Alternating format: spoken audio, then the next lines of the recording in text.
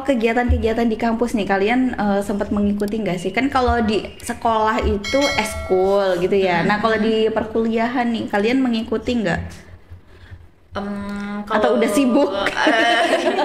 Tapi anehnya itu ketika saya masuk FK ternyata nggak se-strict ke pelajaran aja sih sebenarnya. Jadi banyak kita tuh diberikan kayak organisasi-organisasi sesuai dengan passion kita. Emang kayak mau ngejar apa. Kalau misalnya mereka suka yang healing-healing tuh, ada yang kayak daki-daki gitu ke gunung kayak TBM, Vertex. Tapi juga ada faedahnya. Misalkan kayak ada erupsi gunung atau apa, mereka juga bantu untuk menolong kayak gitu.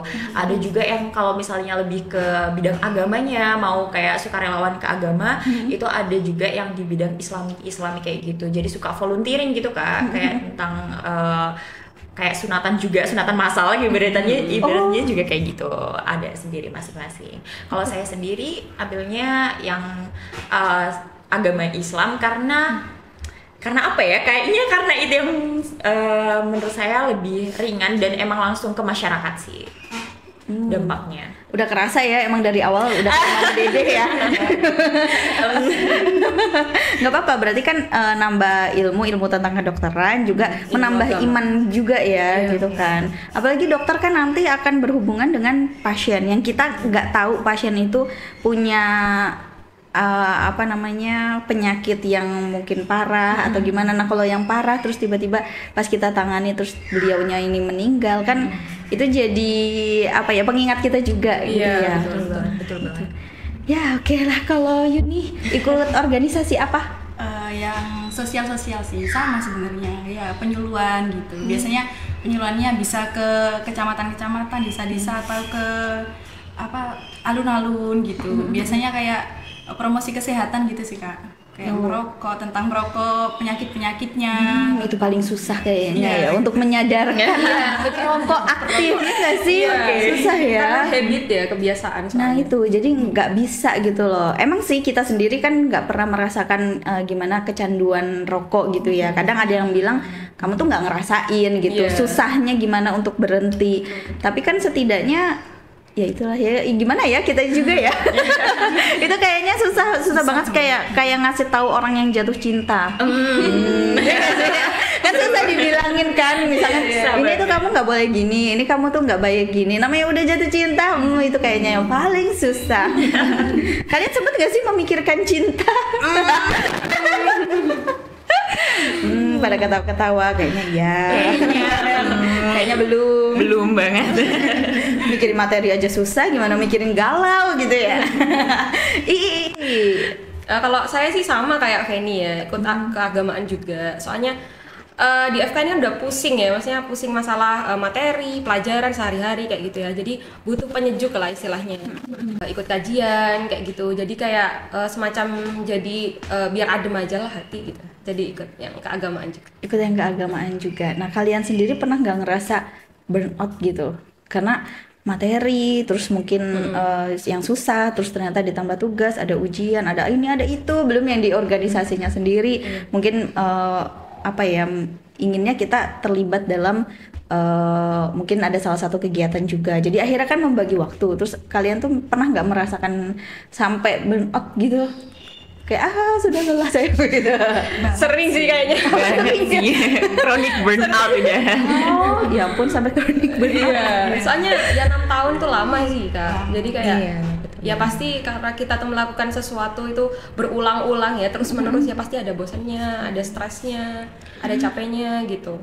6 tahun berarti 12 semester gitu kalau FK. Bukan, maksudnya sampai pendidikan koas ini. Sampai pendidikan. Sampai ini. Selesai. Kalau yang cuma sekedar esket itu berapa tahun? 3 tahun setengah. 3 tahun setengah. Terus baru kalian itu praktek ya? Iya. Setelah praktek internship tahun apa? 1 tahun itu kayak semacam magang gitu setelah koas. Kalau koas kita masih pendidikan secara kliniknya kan, profesi. Tapi kalau internship kita udah benar-benar dilepas. Jadi nanti ada ke puskesmas sama rumah sakit. Tapi kita udah kayak jadi dokter gitu. Oh, udah jadi dokter. Oke, gue DR. Udah jadi dokter ya. Iya kan udah jadi dokter itu kalian itu maksudnya apa ya istilahnya kalau fakultas lain gitu ya, karena saya dari keguruan gitu ya. Setelah lulus ya kita kan nyari sekolah nih. Nah, itu kita ngelamar ke sekolah. Nah, kalian gitu juga atau memang udah dari kampus itu udah nyediain kamu tugasnya di sini nanti kan gimana? Enggak juga sih kayaknya ya. Nanti Kita tetap nyari ya. Udah lulus ya tetap nyari sendiri gitu maksudnya. Kalau e-ship kita masih dari pemerintah, ditentukan pemerintah. Tapi setelah internshipnya terserah kita mau berkarir di mana itu tadi. Oh iya. Berarti selama 6 tahun tadi itu udah ada aturannya ya. Maksudnya kalian ini di RSU sini gitu. Kalian ini nanti di sini gitu ya. Betul. Sampai banget. akhirnya nanti kalian benar-benar dilepas. Kalau udah dilepas baru terserah kalian deh ya. Mau kemana gitu ya. Iya. Mau nikah ke? Ya iya kan pasti ya. Iya dong. Tapi kan pilihannya kan antara kita menanggalkan ijazah kita atau kita mau berkarir juga gitu betul. kan. Ada nggak sih yang udah lulusan kedokteran justru malahan nggak jadi dokter gitu karena dia mungkin memilih yang ya untuk jadi istri di rumah gitu. Sebenarnya dari diskusi justru beberapa dari teman-teman kita kalau misalnya mereka jadi ibu rumah tangga mereka juga mau aja secara uniquely unik banget. Tapi itu kayak ya nggak begitu banyak sih emang Kak, karena karena perjalanan kita udah lama ya, jadi kayak sayang juga. Sayang ya. Iya, tapi juga ada yang memiliki lebih ke pengen jadi ibu rumah tangga fokus gitu juga ada. Ada juga yang emang dia lebih suka jadi dosen, researcher kayak gitu, peneliti. Itu banyak banget. Jadi di FK itu juga biasanya beberapa dari teman saya dari fakultas lain kalau saya diskusi gitu, beberapa dari mereka kan ikut short course yang kayak pertukaran pelajar exchange gitu kan.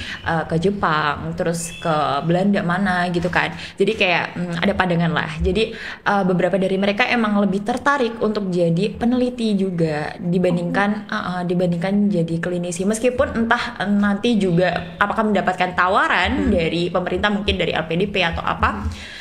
Mereka menurut mereka itu lebih kayak beneficial gitu loh untuk diri mereka kalau misalnya mereka itu jadi peneliti instead of clinician aja kayak gitu sih. Oh iya. Berarti sebenarnya ya memang jurusan kedokteran ini nggak semuanya jadi dokter nantinya gitu ya. Tergantung pilihannya masing-masing gitu. Apalagi kalau misalkan dapat suaminya pengusaha gitu ya. Oh iya, betul. Kalian di rumah aja gitu. Atau justru malahan dimodalin kamu buka praktek aja di rumah gitu ya. Itu dia. Poinnya di situ ya. Targetnya Penny ya. Ketahuan ya. Bukain klinik biar aku nggak kemana-mana gitu ya, biar fokus Catat di ya. rumah aja. Iya, mungkin agak serem ya untuk ngedeketin Penny ya. Enggak sih, enggak segitunya meskipun emang iya. Oke, cara mengatasinya gimana tuh kalian kalau udah ngerasa ya itu burn out? Apalagi sampai tadi krinis kronik lama banget itu panjang banget. Kronik itu gimana tuh cara mengatasinya? Kan kamu tetap harus kuat di situ gitu, di posisi itu kalian juga harus kuat muatin. Iya sih, healing sih. Betul. Betul. Kalian sempat bisa healing dan hilang. Healing buat diri sendiri sih lebih tepatnya.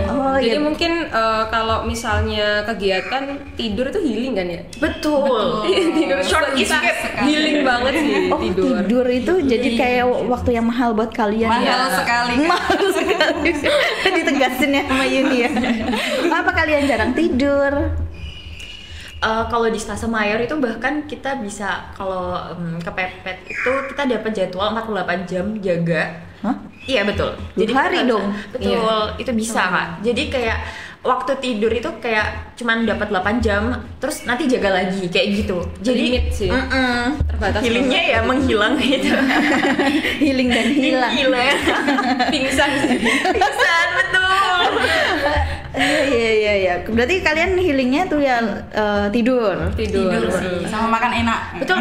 Iya, itu penting penting banget. Iya daripada misalkan mie terus ya kan.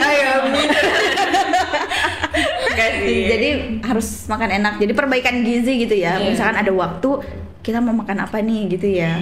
Mungkin scroll kira-kira di daerah ini gitu. Nah, kalau di Lumajang kalian udah merasakan makanan enak apa di Lumajang? kita lebih tur cafe sih.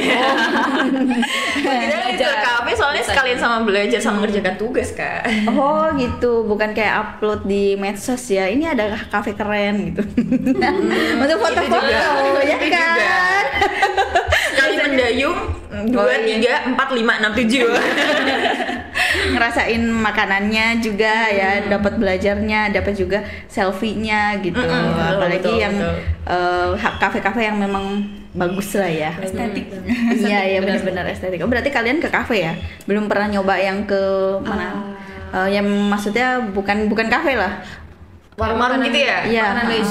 Sudah sih dikit-dikit, tapi kayak belum sampai yang jauh-jauh yang pelosok-pelosok kayak gitu. Pengen sih, jujur aja.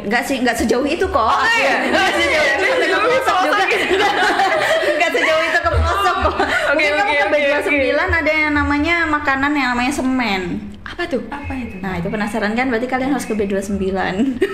Tahu B29 enggak? Taunya B20 kan? B20 itu kan? Iya, B29, puncak B29.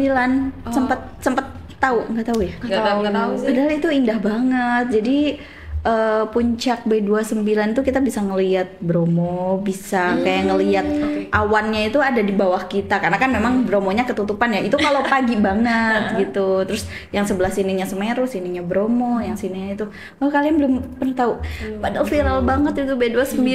Habis ini apa ya? Diajak ya kayaknya. Bisa lah kalian ke sana ya. Oh, tapi kan kalian nggak ada waktu ya. Susah waktunya kalian itu kayaknya sulit banget itu kayaknya untuk ya itulah, nyari waktunya aja susah, buat tidur aja susah, buat makan enak aja susah gitu. Perbaikan gizi kayak serba susah ya.